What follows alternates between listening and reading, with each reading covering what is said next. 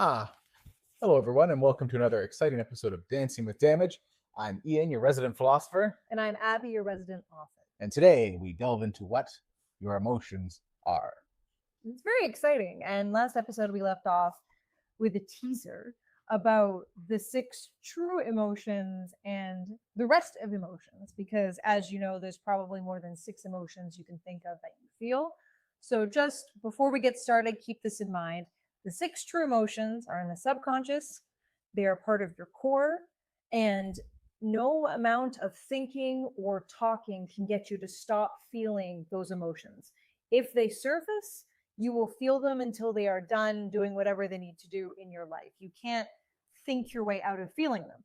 All other emotions are conscious emotions, and they can be manipulated with thinking and actions and things that you have an active control to do. You know, the word feelings, emotions, sensations, these are words that are thrown out a lot, and they can cover a wide range. Some people say that fear is an emotion, that disgust is an emotion. I think there was a movie that came out recently, Inside Out. an animated film of sorts. It came out many years ago at this point, but yeah. And that I think was probably a very good film. And in that film, I think what wasn't panic an emotion or something? Yeah, panic, rage, disgust, joy, and sadness. And then there was in the second one, ennui, embarrassment. I don't remember the other ones. Ennui, French for boredom. Yeah. And you know, these are all. It's valid to call them feelings or emotions, but for the purpose of our argument, we have distilled what we feel the true emotions are that reside in the subconscious. And Abby's right. We can almost separate them into how the treatment of our behavior by these emotions, by the true emotions. We want you to think of the conscious emotions. Like, let's say you're in your home and the wall has a certain color of paint on it. The wall is painted green in some spots or blue in some spots. Those would be like the subconscious true emotions: guilt, grief, love, rage, hate, joy, because they're sort of always, the paint is always there, the color is always there, and until you paint over it, it's not changing. Now, conscious emotion, like feeling intellectually frustrated or a momentary feeling of revulsion that we might feel, for example, Or hunger. or these other sensations. We'll steer away from calling them feelings just for now to avoid confusion, but you could think of those like a smell that is in your apartment, like a smell of cinnamon or a bad smell from the garbage or something like that. Those are very transient. You can open a window and it will eventually go away. They'll eventually fade away. And those are like how some things that people call feelings and emotions over time are very quickly lost and don't impact us anymore. We say subconscious true emotions are like the colors of the walls, and these paint on the walls, and it's very difficult to change those colors, and they influence us all the time and are always with us, even though you're not really thinking about it. You don't usually think about the color of your walls, but it's always impacting you, your mood. And so that's how we can start. So Abby, how would you summarize what we talked about last time? Golly. So we compared the brain and the way memories are in the brain to building a castle with 3 contractors: the builder, the architect, and the interior designer. And essentially, we said that there is instinct, which is a type of memory formed over several generations of people through genetics. And none of those memories happen in your lifetime, so you cannot remember them, but you are impacted by them. And on the flip side, thank you. I'm holding up Planthead because we're talking about the brain, and our friend Planthead has a brain. We think. And we can sometimes we think of instinct in like the brainstem area back here. Ah, good. So I was pointing to the shrubbery. As you should. Was that helpful? Very. On the flip side, I'm a prop today. On the flip side, we have the interior designer or conscious memory. So everything that happens in your active memory in your life. So probably from about the ages of 5 or 6 onwards, the part of your life that you can actively recall memories from, which leaves the middle, the builder, the person who builds the castle, aka the most important part of your brain, your memory, your essence, is your subconscious memory. So it is things that happen in your life, but you can't remember them. There is no access to those memories, yet they still impact you and we argue impact you the most of any memories that will ever occur in your lifetime, because they are the building blocks of your brain and how you are wired. There you go. And loosely, we think you can correlate sort of instinctive memory to sort of the brain stem. And if you look at the brainstem of a human and the brainstem of like a crocodile, if you have your crocodile brainstem handy in front of you, as we all do from time to time, Golly. you would see very similar structure. And so we kind of think that it's fair to say that the instinctive memory is often found in the sort of primitive parts of our brain, the reptilian part, you might say. And then Abby talked about the conscious memory, and we often attribute that to the frontal cortex, the most cerebral front part. I'm trying to show with my eyes, where that would live. And we often associate that with the higher learning that humans display that we have uniquely to ourselves, kind of over here. But the limbic system, sort of in the middle, and all that sort of network there, we like to think that's the house, the apartment, if you will, of the true emotions. And we share that in common with a lot of our mammalian ancestors and mammalian friends. Mm. And again, we think the reason it evolved that way is because that's what allowed our mammalian friends to form those gregarious packs ahead of those reptiles that had the natural laws of society that were able to interact with each other. And that's where we get the true emotions: guilt, grief, love, hate, rage, and joy.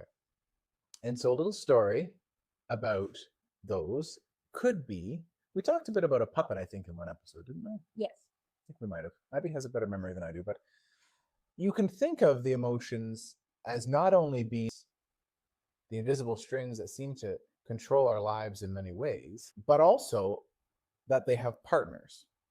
So, there's guilt, grief, love, hate, rage, and joy.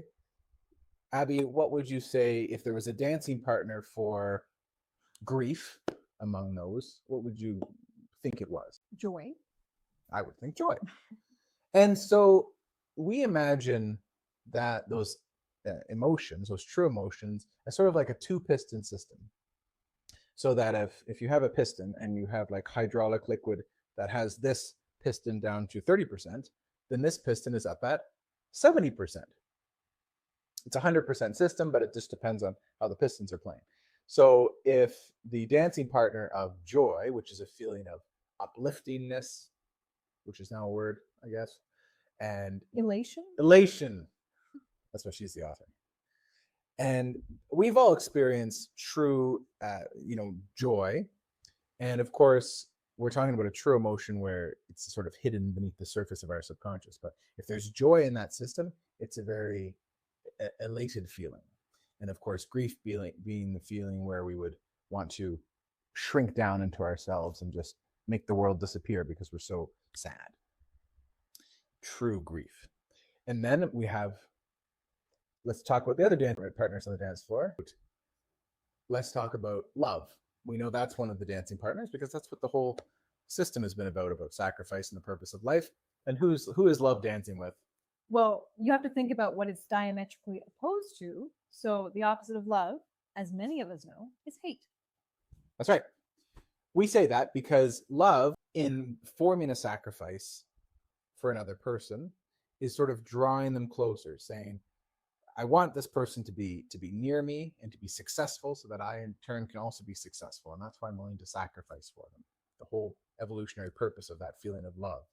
Now, of course, hate is a cold feeling we've all felt, where it's wanting to push another person away, to not make sacrifices for them, sometimes to make sacrifices to harm them even. Mm.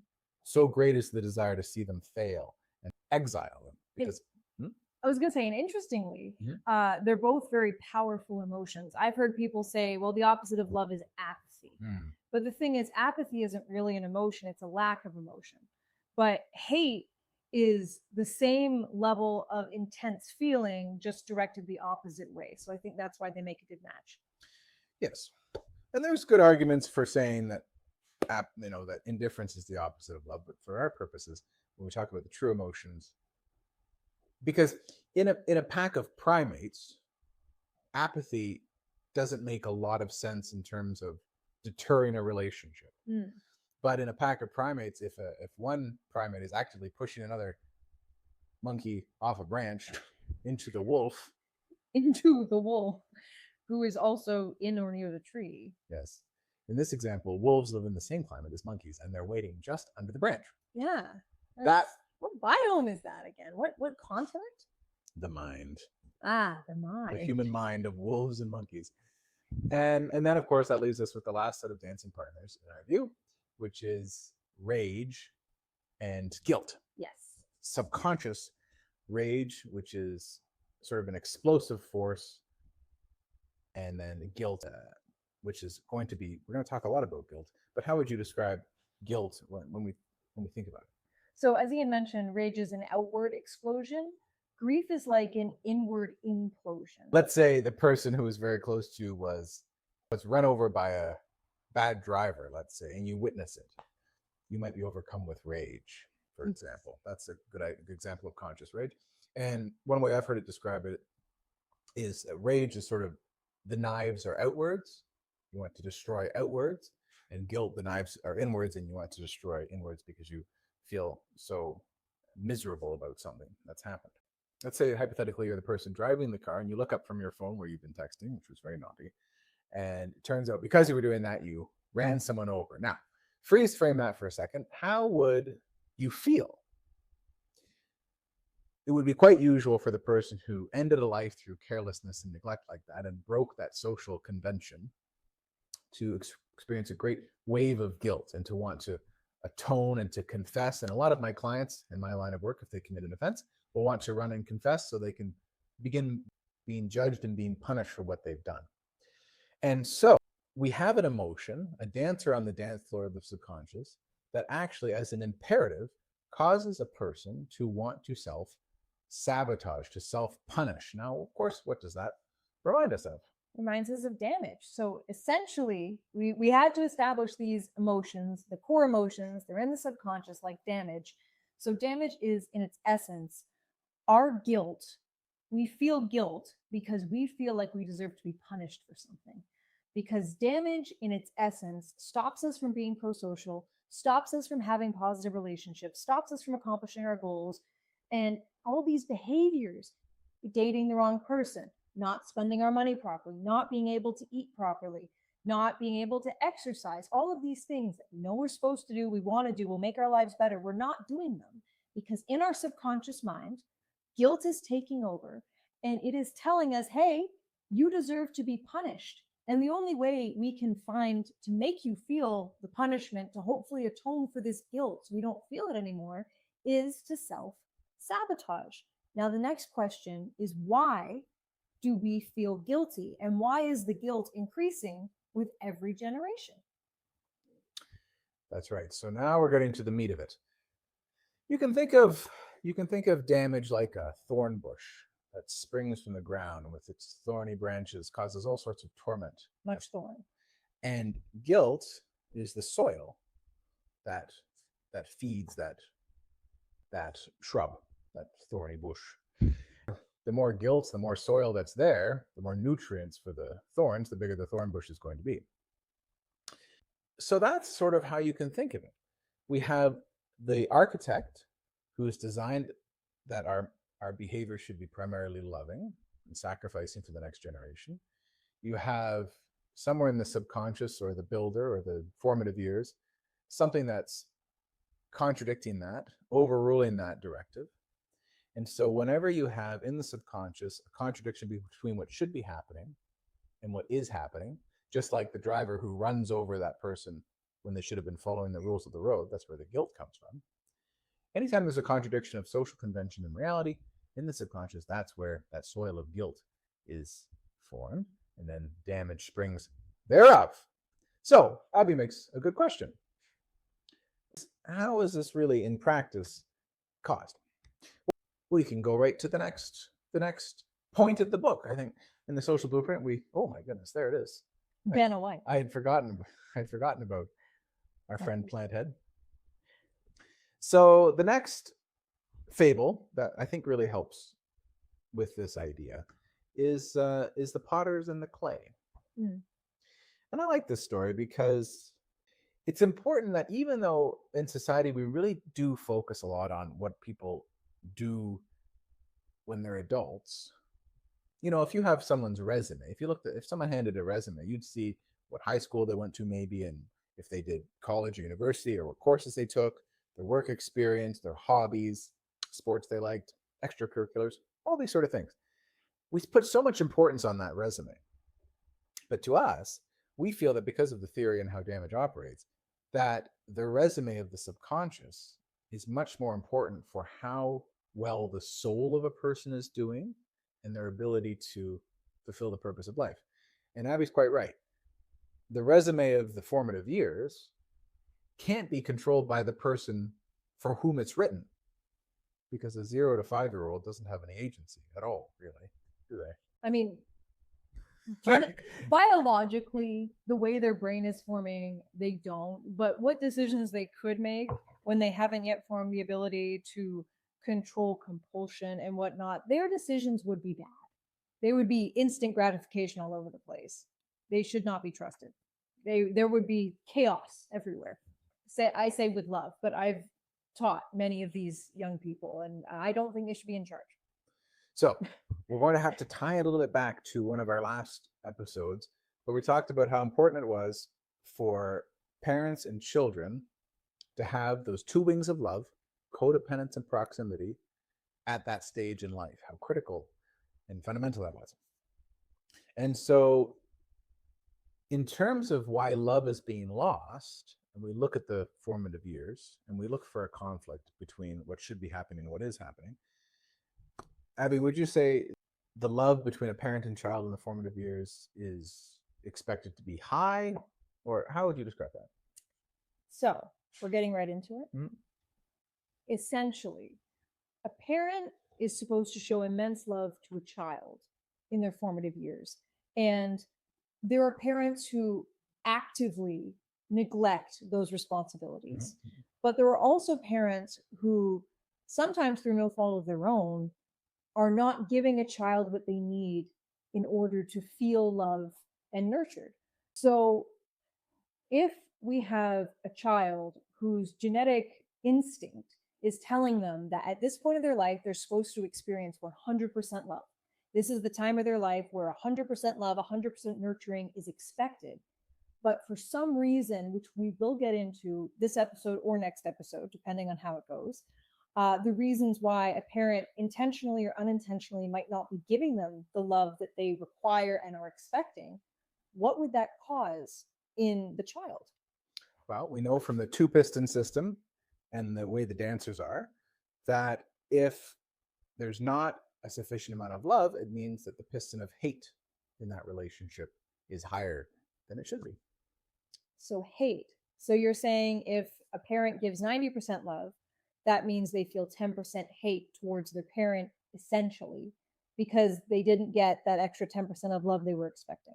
That is the theory. So Ian, if any portion of a child's feeling towards their parents in their formative years is hate, does that cause some kind of a conflict within the child?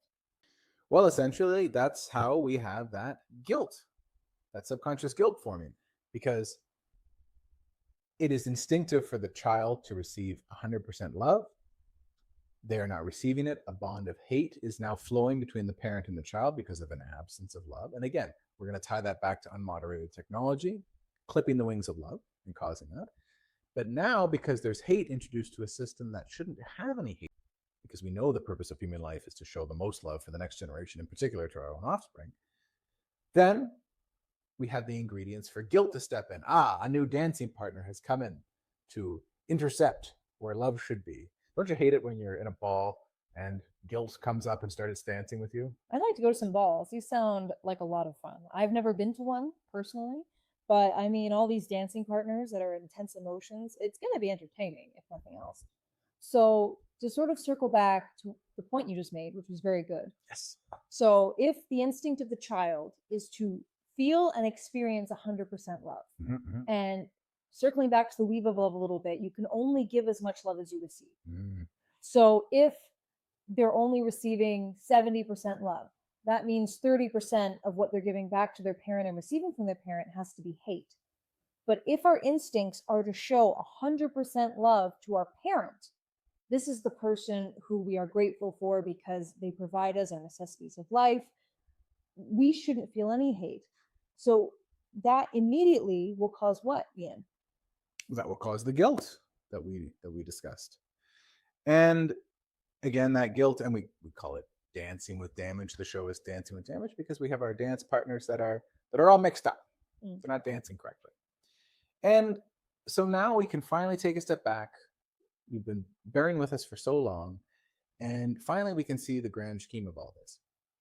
We have people in society who are behaving wrongly, sabotaging their own lives, but not really realizing they're doing it, not being aware that they're deliberately, despite knowing that they ought to be doing differently, harming themselves and their prospects and their fundamental happiness. And we can know now that if you look at that person and you watch that person, it's because deep in their subconscious is that thorn bush of guilt that's spreading out and causing that person to self-sabotage, which is, of course, what guilt does to a person. So that's why Abby says it's not our fault that we behave wrong, we display wrong behaviors often. It's because guilt is not really our fault. We feel guilt because of that concoction in the formative years. So don't worry, we're going to talk about how to solve all that. But would there be more you wanted to say about that? Yes. So we will get into, I think, next episode, all the nuances of how a parent could show hate towards their child, intentionally or unintentionally. And it's so important. It's so important that you take this, if nothing else from the episode, home with you. Because so many people say, I love my parents. My parents are the best people in the world. They are loving, caring, wonderful people. How could you say to me that they showed me hate? I can't fathom it. So it doesn't make sense to them. Unfathomable. So it is so important to know that there are so many ways we can unknowingly and unintentionally show hate to people, which we will get into next episode. So keep in mind, if maybe you have a relationship with the person who was your parental figure in your formative years, and you're thinking, yeah, I can absolutely see how I could have some resentment towards them. Absolutely, it's making sense. But if you're someone like I, for example, have fantastic parents, they're lovely, I would do anything for them, they're sweet, kind, funny people, and it's so hard to reconcile how I could have hate in any capacity towards them, and therefore guilt that I feel hate towards them, which is causing my damage. But there are so many ways that a parent can unintentionally cause a rift in that bond of love to allow room for hate. So just know that probably means your damage might not be that great compared to somebody who has a very intense known rift in the bond of love with a parental figure. But it also means that it could be passed down from generations of damage. It could be a lot of things. But just know that it doesn't mean your parents are bad people if there's any hate and there's any damage in your life. It's almost impossible to have no damage. And it's almost impossible to have no rift caused by hate in that relationship. It doesn't mean you or your parents are bad people. It doesn't mean any of it was intentional. It just means it exists, but knowing it exists can help you to fix it and stop it from perpetuating to future generations. Ian. I think so. And that's right. We don't want to ever blame people for being damaged or a parent figure for introducing damage. I guess you can think of it this way. Let's say that a parent and a child have a very strong bond together, like super glue. So you can make, I don't know how you make glue. Let's say you... From horses. Oh. This is dark. Every example, dark. Okay, let's say, okay, I'm going to go back to my canoe tripping days. We used to make this really tough adhesive out of epoxy and resin. We used to mix it together to patch up holes in canoes. So it was epoxy and resin, and when you concocted them, they made this like strong bond, okay? So that's how that bond is supposed to be. But let's say a third chemical is introduced into the mix, like water or some thinning agent, oil, I don't know.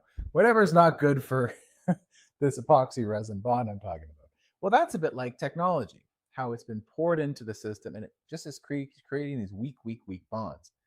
So just as you would never blame the epoxy or the resin for being weaker if oil or water is introduced into that bond, so too you think that the weakening bonds we see in society, particularly between parent and child, are anybody's fault. It's just that it hasn't been addressed. It's just that the nozzle to that hose that's spraying water into the mixture hasn't really been turned up. And so we're going to talk about that next episode. We're going to talk about adverse childhood experiences, or ACE. This is a very commonly known term that gets thrown around a lot that Abby was referring to. We're going to talk a little bit more about the potters and the clay, because I think I said it and we never went anywhere with it. So we will next time. And all that's going to be in the next episode. So thanks for checking out Dancing with Damage. Abby, thanks for being my co-host today. Always. Biffles for life, man. Have a great day.